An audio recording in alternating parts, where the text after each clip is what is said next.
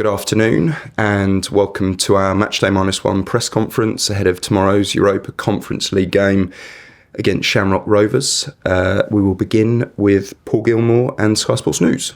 Thanks. Hi Enzo. Enzo, what have you said to Mudryk and how is he given what's happened this week? I think now the situation is a bit more clear in terms of we have a statement from the club and the club already said what do we need to say, so there is not anything to add unless that the club, the coaching staff and all the people that they are inside the training ground, we support and we trust Misha. What support is the club offering him at this moment in time? But general support in terms of, first of all, we trust Misha, and second, when these kind of things happen, you need to support your player in all the aspect. When you say support the player, does that involve regular conversations with the likes of yourself and him, or is it more of a club thing? No. It's also it's general. It's Misha. It's Chelsea player, but is for sure is one of the players that is involved in the squad. So it's also my duty to be in contact with him, and me, the club, the players, the teammates. We are all there. Have you been given any sort of indication about a timeline with this? How long this process could go on for? Not yet. No. And as a coach, how do you deal with a situation like this when it comes to the other players? You know, have you felt the need to address them on this subject? No, I don't think so. In terms of, it's not the first time that this happened. It's already happened in the past. It's not, unfortunately, happened with us, but it's going to happen again for this different player. But I think they know exactly what they have to do, and this is the reason why we trust and we support Misha. Do you think it's a wake-up call, a reminder maybe to the players, sharpens their focus about this kind of issue, especially maybe going away on international duty? I don't think so. Nizar? And did you speak to Misha and did you offer your support, and how did that conversation go? Yeah, absolutely. Just that we are all upset, sad, and we are there to support Misha. I spoke with him days ago, and yeah, that's all. I guess now you can't see him until the process is over, so how is the sort of situation, how the club looking after him? I guess he can't train with the team anymore. Yeah, at the moment he can't train. We are waiting, but as I said, the club is ready, is there to support the player with all the things that we need to support him in all the aspect. And did the test happen when he was? Did it come after international duty, or did it happen when he was at Chelsea? Can you, when did it happen? When did you find out about this? To be honest, I don't know. Andy? Hi Enzo. You said earlier we trust Misha. Mm-hmm. Can you expand on that, please? What do you mean by that, please? If you say trust, what do you mean? Yeah, you say we trust Misha. I mean, What did you mean by that? That we trust Misha and we support Misha. And trust means that we believe Misha, we trust Misha, and we support him. Because he said, and he issued a statement himself saying, I'm very shocked. Mm-hmm. He seems genuinely taken aback by this, which in a way kind of makes it feel like he wants to fight it. And it sounds like you're very much behind him and you're believing what he's telling you. Exactly, yeah. It's like this. What Misha said and what we said is that we trust Misha, we support Misha, and then we see. Rob? Has this happened to you before in your career, where you've had to help a player through something like that? No, I don't think so. How well equipped do you feel as a young coach yourself to help a player, particularly a young player like Misha, through something like this? Because this is really a test more of your kind of leadership and your mentoring skills than as a football coach. How ready do you feel to help a player in a vulnerable position? No, yeah. First of all, these kind of things happen not only the young player, happen also player with experience. It's not just about Misha or about young players in general. And then, as I said, it's my duty since we start. You know that I try to have a relation with players quite close because I like in that way. So even with Misha, it's exactly the same, and I'm there to try to help Misha in anything he needs. And because in this moment it's normal that he's going to need help from the club, from me, from the teammates, and we are all there trying to support.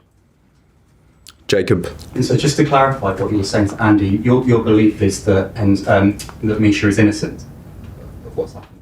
We all believe that, then we see. Okay. And obviously though, if he is found to have taken something, then the possibility of a ban is obviously very long. Are you confident that he can potentially come back from this at this point, ultimately be the end of his career here? No, I don't think so. I don't think so. I think he's going to come back. Now the only thing is that we don't know when. He's the only doubt we have in this moment, but for sure he's going to come back. And, it sometimes gets forgotten with him. He's a young player who's come from a war zone. That must be very difficult for him mentally to come to a new country and have to deal with being away from his family, friends, in such a difficult moment away from football. Do you have concerns? Do you have to look after him just from a mental perspective? Because this must be a very lonely. But it's not just it's not about Misha. It's but any player in the world that these kind of things happen, they need support. No matter if he's 20 or 30, no matter if he's English or Italian or Ukrainian, no matter nothing. When these kind of things happen, I need support, you need support, they need support, we all need support because something happened. So it's not about Misha, it's not about the age, it's not about the country. It's about that when these kind of things happen, we all need support. Bradley. Hi Enzo, I hope you're well. How did the squad take the news when you told him yesterday that Mudryk wouldn't be a part of the team for foreseeable future? Yeah, we had all the same feeling in terms of the teammates. They were all surprised, but because Misha at the beginning was ill, he didn't was good. Then this happened, and they were all surprised, and at the same time sad because we don't like these kind of things. And is it about the senior players in the squad, maybe your captain, some of those senior leadership figures, to maybe reach out and help support him alongside you as well? Yeah, not only the senior player. I think in this kind of moment, it's important that all the teammates, they are there to support Misha. And moving on to matters on the pitch, it's been such an impressive start to the season for Chelsea, both in the league and in Europe. Do you feel like the Conference League as a tournament is one for Chelsea that is they're favourites to maybe go and win this now? I said already that I like to go step by step. For us, the main target in conference was the group stage. Now the group stage is there. We're gonna see the next game, and then the target when we play the next game is to go to the next one, and then we see where we arrive. Matt. You just talk about Misha the player, how you found him as a player. De Zerbi once said he's a future Ballon d'Or winner. Have you seen that talent, and where do you feel he has been in his development? No, for sure. With us, he was improving a lot, especially in the last game. He started to understand which position he has to stay. At the beginning, he was, because of his skills, he was moving a lot, he was running a lot, and with us, I think in the last 2-3 games that he played, he was improving a lot. We were very happy with him. And then in terms if he can, where he can be in 1 year, 2 years, 3 years, I don't know. But do you see talent on the training ground with him that maybe we don't see on the pitch and in matches sometimes? No. The talent we see in the training pitch is exactly the same. The talent that sometimes you can see during the game with Misha is exactly the same feeling. So in the training session happened exactly the same that happened during the game. And just finally for me, you've had a few little issues you've had to deal with at Chelsea. I mean, when you first came in, there was Enzo Fernandez. I think your first press conference, you had to answer questions about him in that situation that kicked off. There's been some senior players who you've let go and some who've stayed who aren't playing like Chilwell. You've come through, you've managed all those situations really well. It's never become a distraction or a problem for the rest of the squad. How have you managed to navigate all these little bumps in the road that come along? Just to try to convince the player that the only side that we can decide is the pitch side, because then everything happens around the pitch. Sometimes we cannot control that, as you said, and so on, or the other kind of things. But especially to convince them that if we need to solve things outside of the pitch. It's my job to do it, not their job. They have to be focused on the game, the day by day. They have to work hard and try to win games as much as we can. Then the rest is about the club, it's about me, how to try to solve this kind of problem that you just said now. Okay, we've got time for 3 more. We'll go Bobby, Kieran and Ben. Hi Enzo. How pleased are you that Josh Acheampong signed a new contract? Yeah, very, very happy, very happy. With Josh has been quite clear. He was with us in pre-season. I didn't know him personally, but after 2-3 days that he was there with us, he really impressed me. And since the pre-season, I was trying to understand a little bit the situation with him in terms of contract and these kind of things. Now, finally, the club found an agreement with him, and we are all happy because we are all convinced and sure that Josh can be a great player for this club. Do you feel as if he's a player who might need to go out on loan in the future to get more experience, or do you think he's ready to play in competitions like the Premier League now? My personal opinion is that he has to stay close to us. So as much as we can keep him here, it's much better. Kieran? Enzo, obviously we don't know how long Mudryk will be out, but with the left winger, could that actually represent the big opportunity for Tyreek George, or is it something where you might have to think closer to January? We have now 3 or 4 games before January. We have Everton, Fulham and Ipswich, 3 games before January.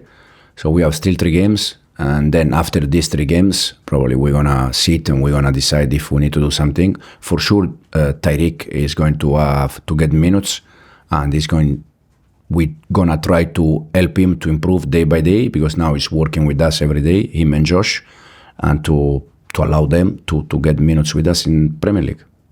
And we'll finish with Ben.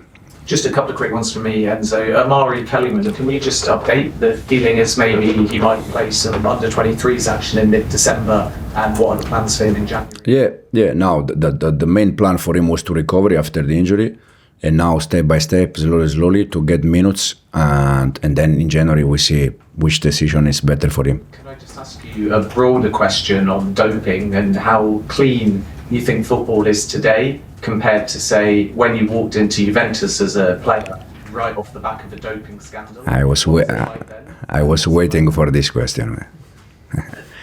I think football was clean in that time, and is clean in this time. So I don't think there is a big difference between my time at Juventus and now. I think in that time was clean, in this time is clean, but as I said before, these kind of things happen in the past, they happen now, and they are going to happen in the future.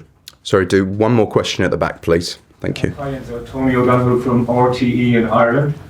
And I'd like to ask you a question about the game, because you haven't said anything about the match we're here to discuss. Obviously, you've watched Shamrock Rovers. What do you think are their strengths, and how will you be approaching the game tomorrow? We're going to try to approach always in the same way, try to do our best and win the game. I think today in football it's difficult to find teams that they have no strength. All the teams, they have something good and some things that you can try to work on that and win the game. But I watch 4 or 5 games, and I think that they are a good team. They try to defend as a block all together, and they have some good players in general. But I'm quite convinced that all the games, they are difficult. Depends on us, the way we take that game, and can become a little bit more easy or more difficult. But for sure will be another game that we're going to try to win the game. So far, they are also unbeaten, as are Chelsea. Which of the games have you been more impressed with? They drew away to Rapid Vienna, drew with Acheampong, beat the Bosnian champions last week. Yeah, no, I saw also the game against Sparta Prague, I think. That game also, Rapid Vienna, as you said. But different games that they were trying to play face-to-face with the other team. So. And are there any players in particular from Shamrock Rovers that caught your eye? No, I think it's, as I said before, it's a general team. The way they defend as a block, the way they try to defend to help each other. So it's more general. And from the team that you're likely to pick to start tomorrow, will you be giving some of the younger players an opportunity? Could Could be. We try to change change players since we start, and tomorrow probably it's one more option for that. Excellent. Surprised at how well the season has Surprise, I said many times that we are ahead of my expectation in terms of the way we play and also for the results. Thank you very much. Thank you. Thank you. Thank you. Good luck. Thank you.